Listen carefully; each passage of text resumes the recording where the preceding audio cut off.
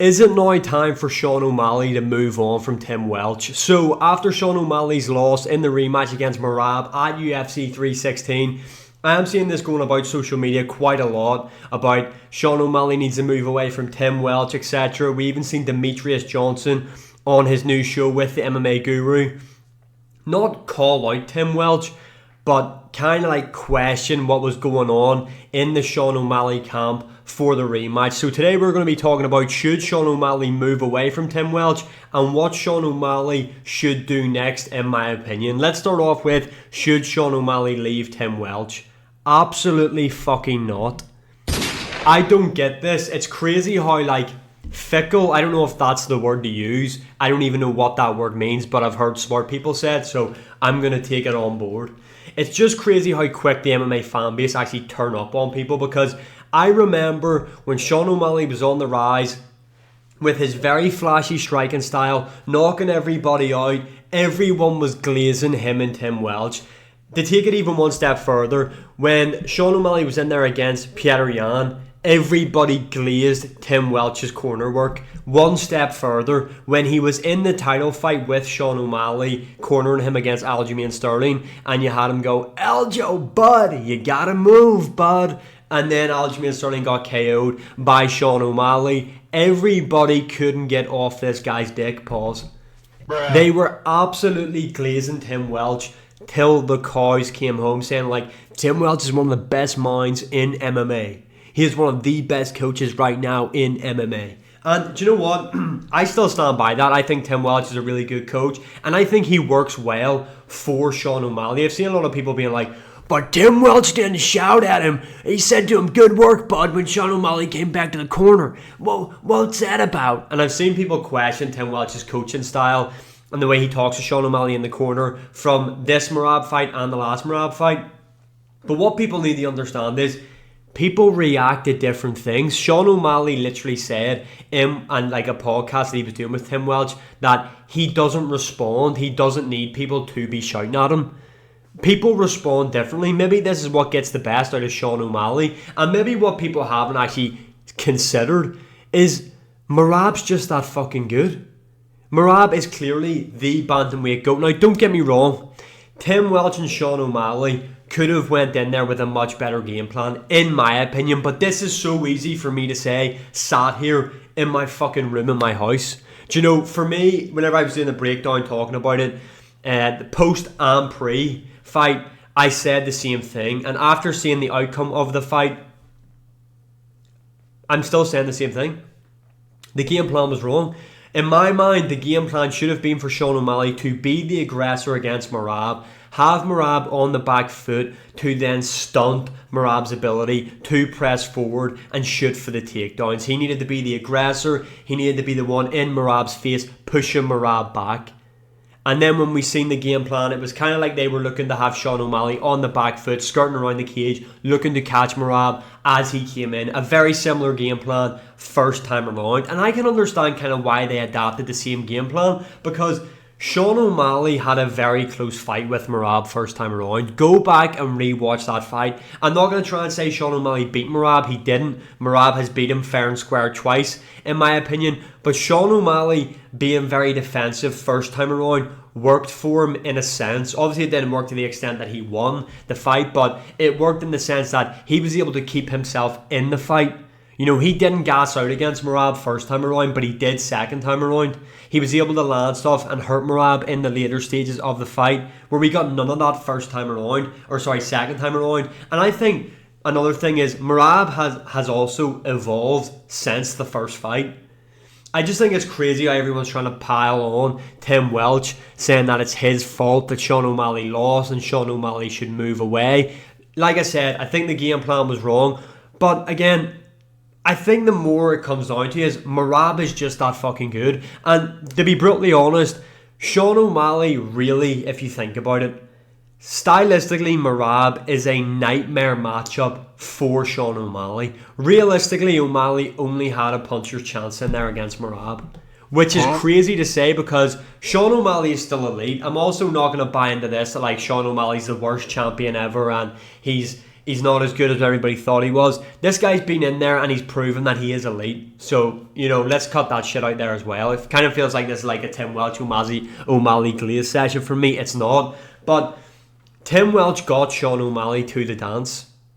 I don't think Sean O'Malley leaving Tim Welch would improve him in any way, in my opinion. His grappling looks so much more improved this time around than last time.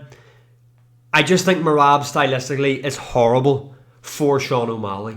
Now, what I think should be next for Sean O'Malley, we've got a couple of options. Let's look at option number 1. But what the hell, boy? He got this shit on, though. But it's just alcohol. Sean O'Malley should move up to featherweight, in my opinion. I think that's where it's at for Sean O'Malley now. I think Sean O'Malley, I think he is great, yes. But as of right now in the bantamweight division, it's an era where he is not going to thrive. You have got Merab. He's not going to beat Merab. We've seen it back-to-back times. He's not going to be able to fight Merab anytime soon. He's going to have to go on a crazy win streak at bantamweight, and Sean O'Malley just isn't active enough to get that win streak.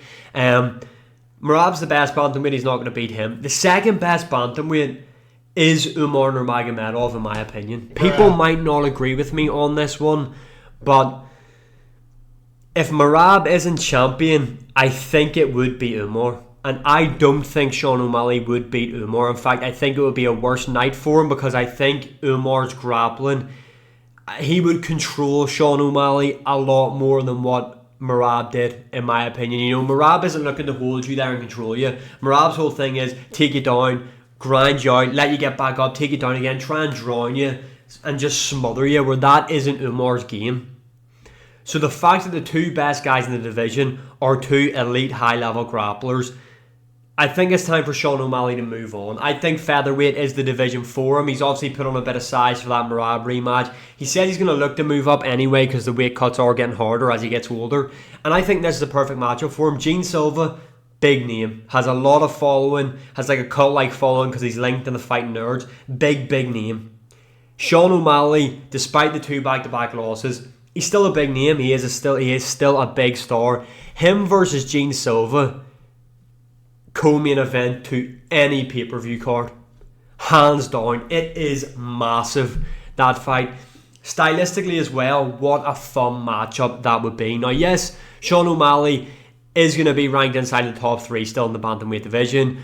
Gene Silva is ranked number 11. Now, I think Gene Silva is going to have a fight in the meantime. I think Sean O'Malley, he isn't that active. I think he will take a bit of time off, especially because he's just had a newborn son. But stylistically as well, it's such a fun fight, Gene Silva versus Sean O'Malley. Awesome fight. Awesome. What else I think? Now, I said Yair Rodriguez when I was matchmaking for UFC 316, and yeah, that still is a fun fight, but I don't want to just rehash the same idea. And the more I think about it, I think this is a perfect fight for him to move up to. If Diego Lopez isn't fighting Yair Rodriguez, which we will make a video on that shit, because I'm getting fucking pissed off with some guys in the UFC, which I need to air out publicly. But Diego Lopez, Sean O'Malley, that is a banger matchup. Stylistically as well, another favourable matchup for Sean O'Malley. Diego Lopez, yes, has that grappling edge. He is a very dangerous jiu-jitsu artist, but predominantly likes to strike. Very heavy-handed, but leaves his chin in the air. Very open. We've seen him be pieced up before in fights, but always has that big one-punch power factor in his matchups. I just think Diego Lopez, Sean O'Malley stylistically is an awesome fight. Tell me it's not. And I think the Gene Silva one is just as good. Obviously, Diego Lopez has the bigger rank, but either one of those matchups, they are perfect for Sean O'Malley, in my opinion. And Sean O'Malley is that big of a star. Say he moved up and beat Diego Lopez, Sean O'Malley's fighting for the belt after that. Now, I know there is Movsar Evloev in this division, but Volk is going to beat Movsar. And this might be a crazy take. This is why I think Sean O'Malley should move up. He has more of a chance of becoming champ in the featherweight division than he does bantamweight division. But what the hell, boy? I think Sean O'Malley right now, this might be a hot take, Sean O'Malley right now would beat Alexander Volkanovski. I think Sean O'Malley would KO him. I think people are forgetting how good Sean O'Malley is. This guy is one of the best strikers in the UFC today. He is one of the best. He is an absolute sniper. He is so slick on the feet. And before people say, but Merab just outstruck him, bro. Merab was only able to outstrike Sean O'Malley because he's such a grappling threat. Volkanovski doesn't wrestle like Merab. Neither does Lopez, neither does Gene Silva. The only one Sean O'Malley would have to worry about in this division is Movsar Evloev. Facts. That's the only guy he would need to... I'm actually going to go through Sean O'Malley versus the top 10 featherweights in a different video. But yeah, that's what I think should be next. Stick with Tim Welch. Move to the featherweight division. If you want to stay at bantamweight, we've got a couple of options. Number one being Henry Cejudo. Look, he's a legend of the game. Double champ, big name. Has called out Sean O'Malley plenty of times. I know he's a grappler, but I know he's an Olympic gold medalist in wrestling. But Henry Cejudo just isn't holding people down, if we're being honest. He's not holding people down and controlling them. It's not going to happen. He's small as well. I think Sean O'Malley would knock out Henry Cejudo. I think it's a perfect fight night main event in Arizona. Henry Cejudo's been calling them out if Sean O'Malley wants to stay at bantamweight. I wouldn't even mind if he stayed at bantamweight, took this fight, got the scalp of Henry Cejudo on his resume, and then moved on. Because this would be a great win to have on your resume, and I think it's very, very winnable for Sean O'Malley. And then the other one is Song Yadong. Look, Song Yadong is ranked inside the top 5 right now. He's a boxer. Very, very good, in my opinion, is Song Yadong. Very young as well, but he's been in there with the elite guys. I think Sean O'Malley's striking style, I think he would absolutely piece up Song Yadong. So there's another option. Personally, if it's the Cejudo fight, I get it because of name value. Because it's a big fight. If not, move up. I think you just got move up. I just think it makes more sense. I think it's just better for you. It's a fresh start. Move up. That's what I think you should do. Let me know in the comments below. What should Sean O'Malley do? And as always, like, share, subscribe, comment, all that good stuff. And I will see you all again in the next one.